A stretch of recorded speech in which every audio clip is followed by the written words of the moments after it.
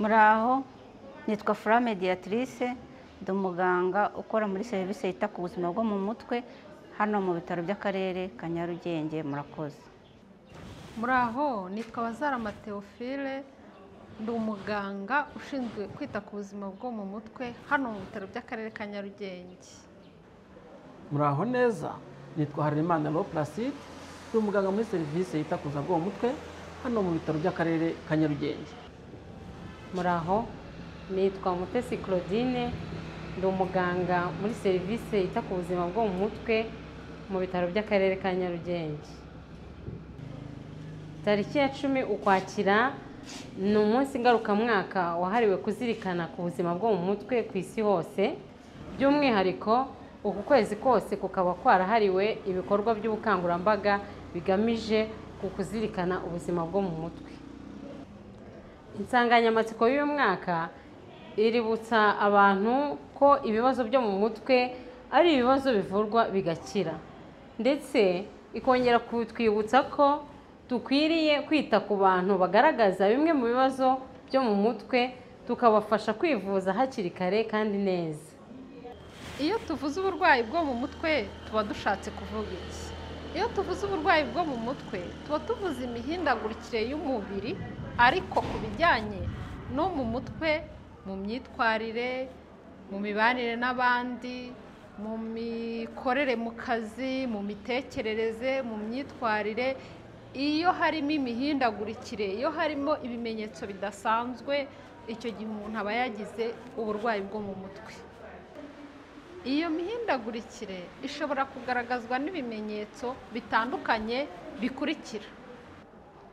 Ku bantu bakuru bashobora kugira ibimenyetso bikurikira: kubura umutuzo, guhora ahangayitse mu buryo bugaragara, kudasinzira, kutagira imibanire myiza n'abandi, gushobora kuba yakambara ubusa kandi bitamenyereye ko umuntu yambara ubusa, gushobora kuba umuntu yatangira kugira indoto zikanganye. Ikindi gikurikiyeho ni uko ku bana bo bishobora kugira umusaruro muke ku ishuri, imibanire mibi n'abandi bana, gushaka kumenagura ibyo abonye byose, gushaka kwigunga kandi abandi bari gukina, kutamenya kuganira n'abandi, kugira umushiha, kwanga kujya ku ishuri, hamwe no kuba adashaka kumva ibyo ababyeyi bamubwiye. Ikindi, umwana ashobora no kwanga kurya, imyambarire ukaba ntayitayeho, n'ibindi n'ibindi. Tukiri ku bimenyetso, ku kijyanye n'imihindagurikire mu myitwarire, umuntu ashobora nko kugaragaza amahane akabije, kurwana, kumenagura ibintu, kwangiza umutungo, kwambara ubusa se, kwanga kugira isuku. Wamureba mbese nawe ukabona yuko imyitwarire ye atari imyitwarire iboneye ugereranyije n'uko wari usanzwe umubona, cyangwa se n'uko muri sosiyete abamo yitwara. Ku bijyanye n'imitekerereze twavugamo, rimwe na rimwe umuntu ashobora kumva amajwi, umuntu akumva amajwi adahari, akumva amajwi abandi badashobora kumva, amubwira wenda ati kuramo imyenda wiruke, cyangwa se hunga baje kukwica, cyangwa se akaba yabona ibintu abandi batabona, cyangwa se akaba yakwiyumvisha muri we yuko abantu bamureba nabi, abantu ntawe umukunze, kandi wenda atari ko bimeze, bitewe n'uko nyine mu mitekerereze habaye ikibazo. Hanyuma ku bijyanye n'imivugire, bitewe n'uko umuntu asanzwe avuga, ukabona wenda ushobora kubona umuntu yacecetse atakivuga, kwanga kuvuga kandi ubundi yavugaga, cyangwa se nanone ugasanga umuntu afite amagambo menshi yungikanya ava ku ngingo ajya ku yindi ku buryo budasanzwe. Ibyo nabyo bishobora kuba bimwe mu bimenyetso by'uburwayi bwo mu mutwe. Hanyuma noneho ku kijyanye n'imibanire n'abandi, ushobora kubona umuntu yari asanzwe abana neza n'abandi, akora akazi, ariko igihe kikagera ukabona ni umuntu ushaka kubaho yifungiranye, adashaka gusohoka ngo ajye kubaho abandi bari. Ugasanga ni umuntu yahuriye n'abandi ni ukubashihura, mbese ukabona yuko ambiyanse cyangwa se bwa bumwe yagiranaga n'abamukikije butagihari. Ibyo byose ni ibimenyetso bitandukanye dushobora gusangana umuntu wagize ikibazo cyo mu mutwe. Ku bana nanone hari igihe bigorana umwana kugaragaza ikibazo afite mu mutima we, ikibazo cy'amarangamutima abana kukigaragaza kenshi bikunda kuba ibibazo, bakabigaragaza kenshi mu bimenyetso by'umubiri, ku buryo ushobora nko kubona umwana ugize nko mu myaka 7, 8 atarakinyara ku buriri, ukabona umwana yongeye gusubira kunyara ku buriri nta mpamvu, nta burwayi afite bwamutera kunyara ku buriri, nta burwayi busanzwe bw'umubiri. Icyo nacyo ababyeyi bajye bakitondera, uramutse ukibonye ku mwana gishobora kuba kimwe mu bimenyetso by'ibibazo byo mu mutwe umwana ashobora kuba yahuye nabyo. Kubera iki rero turi kuvuga ku burwayi bwo mu mutwe? Impamvu turi kuvuga ku burwayi bwo mu mutwe, icya mbere no kugira ngo abantu babumenye. Ikindi ni uko abantu bakwiye kumenya ko bagomba kwivuza hakiri kare. Ikindi ni uko abantu bagomba kumenya yuko umuntu arwaye mu mutwe arwaye bisanzwe, atagomba guhabwa akato. Ikindi ni uko uburwayi bwo mu mutwe ari uburwayi abantu bagomba guhora bisuzumisha n'izindi ndwara zose, nuko abantu baza kwisuzumisha bisanzwe. Nk'uko ibimenyetso by'indwara zo mu mutwe bigenda bitandukana, ni nako n'indwara zo mu mutwe ziriho kandi zitandukanye bitewe n'umuntu uko yaje ameze. Hariho uburwayi bwo mu mutwe bwinshi, ariko muri bwo twavuga bwa mbere nk'indwara y'icyoba, aho umuntu umutima we uri gutera cyane, yikanga bya hato na hato nta mpamvu.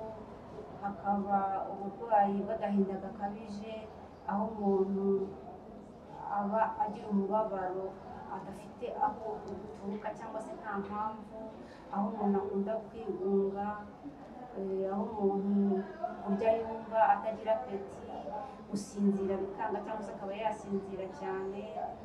Ubundi burwayi ni nk'uburwayi umuntu aba ari mu isi ye, yumva ibintu bye ku giti cye cyangwa akabona n'amashusho ye ku giti cye.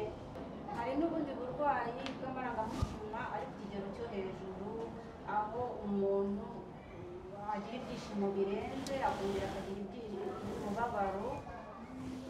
Hakaba n'ubundi burwayi bwo kuba wenda nko ku umwana akaba yanyara ku buriri haba ku manywa haba na nijoro. Ibyo byose ni uburwayi bwo mu mutwe. Hari n'ubundi bwinshi, ni uko abantu batagenda babimenya ngo bisuzumishe hakiri kare. Hanyuma umuntu akwiye kwitwara ate kugira ngo abungabunge ubuzima bwe bwo mu mutwe? Kugira ngo ubungabunge ubuzima bwawe bwo mu mutwe, wakora imyitozo ngororamubiri, ukanywa amazi, ukaruhuka mu gihe cyose gishoboka ubonye umwanya.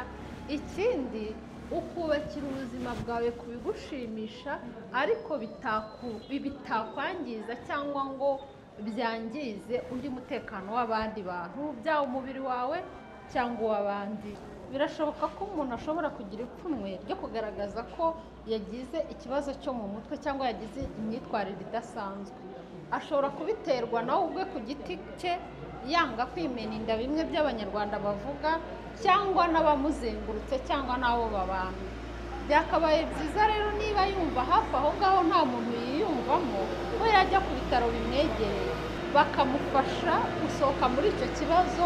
Ku masantere de sante yose hari abantu babifitiye ubumenyi, no mu mahopitali yo muri iki gihugu. Murakoze. Twakwitwara gute kugira ngo turinde ipfunwe abantu bafite ibibazo byo mu mutwe?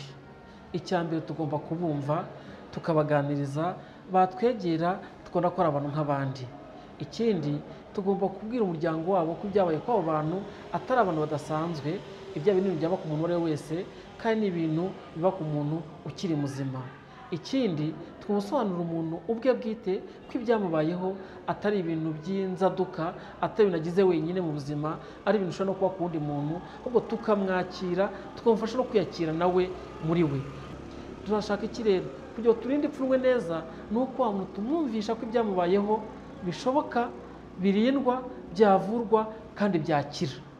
Ndumva rero mu kurinda ipfunwe abantu bagize ibibazo byo mu mutwe, ni uko habamo ibikorwa bitandukanye: kuganiriza imiryango baturukamo, kuganiriza abaturanyi be, kuganiriza niba ari umukozi uganiza ku kazi akoreramo, niba ari umwarimu uganiza abana yigisha nabo bakorana, niba ari umwana uganiza ababyeyi abamurera n'abagendana nawe, ku buryo umwana atazumva ko adasanzwe, atazumva ko yakoze ibitabaho. Uko bigenze gutyo bimutera ipfunwe, rya pfunwe rigatuma habaho n'izindi ndwara zo mu mutwe nyinshi zitandukanye, habamo kwigunga, guhunga abantu, uko nako tuba tutamubereye abantu beza. Bityo rero kurwanya ipfunwe bitangire kuri buri wese, uko wese afite urufunguzo rw'icyakorwa hagambiriwe kurinda wa muntu, kuko ubudahangarwa bwiwe bugomba kubungabungwa kandi n'imbaraga z'umubiri we karemano zikagira imbaraga uko yabonye ko hari abamushyigikiye. Muri uku kwezi kwahariwe kwita ku buzima bwo mu mutwe, hari ubutumwa bw'ingenzi dukwiye gusangira. Mu gihe wiyumviseho bimwe mu bimenyetso twavuze haruguru, cyangwa se n'ibindi bimenyetso wakumva ko byahungabanyije ubuzima bwawe bwo mu mutwe, ugomba kugana ibigo by'ubuvuzi bwo mu mutwe. Birashoboka nanone ko ibyo bimenyetso twavuze haruguru utabyibonaho, ariko ukabibona ku wundi muntu, wamugira inama yo kugana ibigo bifite abaganga bashinzwe gukurikirana ubuzima bwo mu mutwe. Murakoze. Abantu benshi ntibafata uburwayi bwo mu mutwe nk'ikintu gikomeye, bityo twabashishikariza kwita ku burwayi bwo mu mutwe nk'uko bita ku zindi ndwara muri rusange, kandi abantu bakongera bakamenya ko bakwiye kwita ku buzima bwiza bwo mu mutwe, kuko ubuzima bwiza ariho buhera. Muri serivisi yita ku buzima bwo mu mutwe rero ntabwo birangirira gusa mu kuvura abarwayi baje batugana, dutanga na serivisi z'ubujyanama ku babikeneye. Ushobora kuba wakenera inama runaka z'uburyo wakwitwara mu rwego rwo kwirinda kuba wazagira ibibazo byo mu mutwe mu gihe cy'ejo hazaza. Ku bw'iyo mpamvu rero nkaba nashishikarizaga abantu kutugana udategereje kuza gusa muri serivisi ari uko warwaye, ahubwo ukaba wanagana serivisi kugira ngo ufashwe gutekereza neza icyo wakora kugira ngo wirinde kuzagwa muri ibyo bibazo by'uburwayi, kuko umunyarwanda yaravuze ngo buriya ngo kwirinda biruta kwivuza. Murakoze cyane rero. Tubifurije gukomeza kumererwa neza. Murakoze.